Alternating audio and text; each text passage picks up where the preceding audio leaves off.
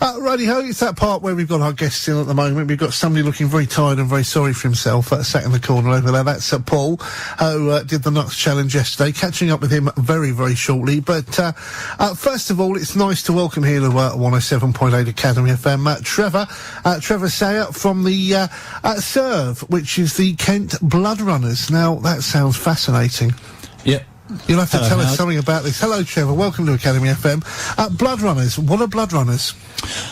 We are a registered charity, and we deliver blood to hospitals overnight between 7 p.m. and 6 a.m. in the morning, and all day, weekends, Saturdays and Sundays, and obviously bank holidays, of course. Right. So my first question is, why are you doing it and not the NHS? The NHS doesn't do it overnight. The National Blood Transfusion Service and the NHS have facilities for delivering blood to hospitals during the daytime, but it was sourced in 1981, started in 1981. A couple of bikers in Surrey noticed that their gap was there, and they set it up, and it's been going ever since. 1993 in Kent. Right, so it's obviously, it's a charity. Yes. Which, when I hear about that for I say, a service like you provide, I find unbelievable that it's a life-saving charity and that the NHS don't provide this service overnight. But, I mean, thank God for everybody in Kent here that this was recognised, really, because you never know when you're going to be in need, do you? That's right, absolutely. We have 7 riders, drivers on duty every night in Kent. Every sort of shift, if you like, 7 p.m. to 6 a.m. And we have an additional volunteer rider because we also deliver blood to the Kent, Surrey and Sussex Air Ambulance helicopter at Marden. The helicopters now carry blood on board, which they've been doing for just over a year. February last year they started. One of our riders collects a small box from William Harvey Hospital at Ashford, takes it up to Marden, where the Kent helicopter's based, and puts it in the cabinet, and then takes the old one back. Right. And we do that every night as well. Are you ever asked to identify, maybe, or find somewhere that's got a certain blood group? I mean, something that's really sort of rare? I mean, I really don't know what's rare. Well, that's down to the hospitals. Yeah. Basically, I mean, the Are you squeaking? Yeah, I think WD-40 at the moment, not a drop of the red oil. That's all right. I thought it was Paul over there creaking in the corner there, bless him. When the hospital has a need for blood, or platelets, blood products, plasma, they contact Tooting, the National Blood Transfusion Service, where it's stored. So if you donate your blood, like a lot of people do, in the southeast, most of it, I think, goes to Tooting, and then they store it and they process it up there. The hospital orders it from them, and then they phone our central phone number. We have another volunteer who is our controller, who's on duty for that night, and they then tell that controller what they've ordered, what they need, and it's the controller's job to get us going and to get the box collected and delivered. So on an average night, how many times would you expect to be called out? On an average night, let's say where it's not this problem weather or this flooding or anything like that, on an average night, how many times would you expect to be contacted? As an individual, I would normally only go out once a night. The idea is, because we're volunteers, Surrey Group Serve bring the box down from London to Farningham, just off the M25. I would go and collect it from there and take it to a hospital, say Maidstone, Medway. If it's got to come down to Thanet area, which is Margate or Canterbury, one of our riders or drivers from this end will meet me halfway, and then they would carry on there and deliver the box. It means that I'm not out sort of doing, 3 or 4 hour journey. Because most of us, not me personally, but most of our volunteers have to work. So if they're called out at night, they've still got to get up for work the following day. Has the recent bad weather, especially at the other end, especially the other end of the county? Has any of the bad weather caused you any problems with the flooding around the villages? Yes, but we do stick to routes. We've got designated routes, which are motorways, basically.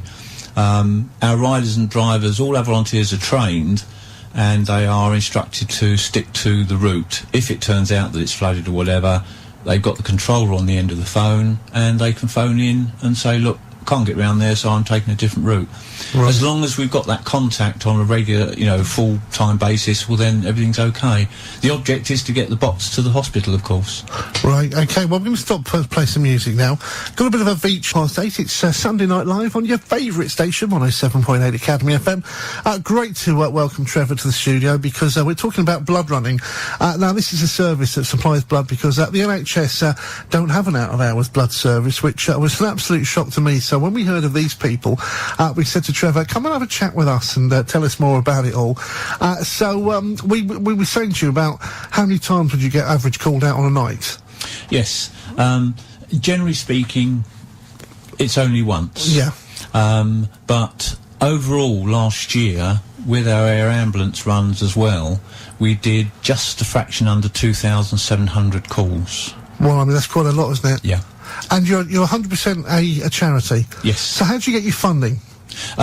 We have. I'm actually the events organiser, so we have events at supermarkets and classic car shows, anywhere that we can get into. Really, obviously, most of these take place during the summer months. Yes, yeah. But we've been at supermarkets over the last couple of weeks, and we've got a couple coming up.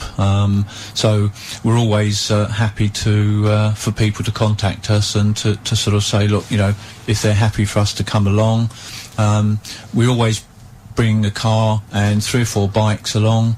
Some of them marked up, some of them just belong to the volunteers. So what do you do? Is it just basically a case of shaking the bucket, or do you have events as such that you put on? At this moment, so far, we have attended other people's events from that point of view. Yeah. We haven't actually held our own full event yet. We've had organisations who've held events with us as the nominated charity, but so far we haven't actually had our own event. It would be fantastic if we could get somebody to set something up, in conjunction with ourselves, and we'd be very happy to look at that, certainly. So you're a county-wide organisation now. Do the other groups around the country yes. That do there you go, answers me straight away. Yes. There are other groups around the country yes. that do this themselves and have a blueprint and fundraise and give the same service? Yes. In Devon and Cornwall, they're called the Freewheelers. Down in sort of the southeast, we're called Serve. In Kent, we are known as Service by Emergency Response Volunteers. We changed the name from Riders last year because we felt that it reflected the fact that a lot of our members use cars. As much as I would like to ride a motorbike, I'm a bit past that now, so I do it in a car, and it's, just as valuable. Plus I can take 3 or 4 boxes if necessary. Sometimes we do get situations where we're carrying sort of a number of boxes, so it's important just to have the car there as well as the motorbikes. Obviously the bikes are quicker to get through town, especially if they have to go up to Tooting. And you were saying that most of we call you blood runners do it as volunteers and at your own expense as well. The important thing is that we're all volunteers. We provide our own vehicles, bikes or cars, and we will pay for our own fuel. We do have a small fleet of motorcycles which we've built up.